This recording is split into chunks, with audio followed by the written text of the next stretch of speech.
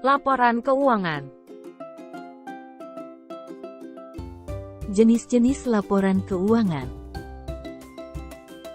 1. Laporan laba rugi. Laporan laba rugi adalah laporan finansial perusahaan yang dibuat oleh bisnis untuk mengetahui pengeluaran dan pemasukan bisnis secara jelas.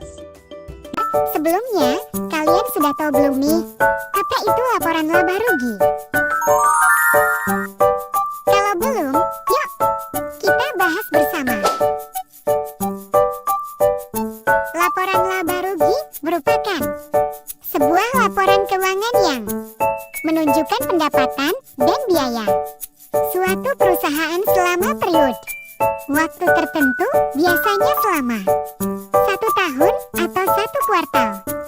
Laporan ini memberikan gambaran mengenai kinerja keuangan perusahaan serta memungkinkan manajemen dan investor guna menilai kesehatan keuangan perusahaan dan membuat keputusan bisnis yang tepat.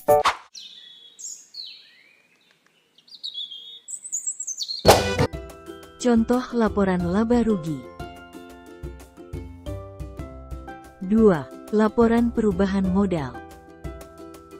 Laporan perubahan modal atau ekuitas adalah salah satu jenis laporan keuangan yang penting terutama untuk perusahaan publik.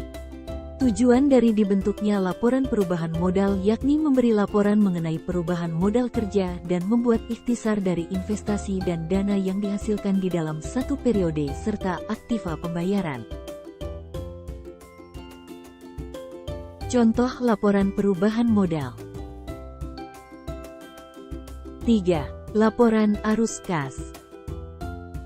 Laporan arus kas atau yang biasa disebut dengan cash flow ini sendiri dapat diartikan sebagai catatan keuangan yang berisi informasi tentang pemasukan dan pengeluaran selama satu periode. Contoh laporan arus kas. 4. Neraca. Neraca adalah laporan yang menunjukkan kedudukan aktiva, kewajiban atau hutang serta modal dalam periode tertentu.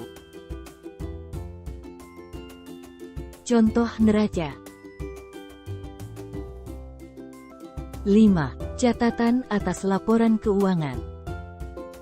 Catatan atas laporan keuangan harus disajikan secara sistematis.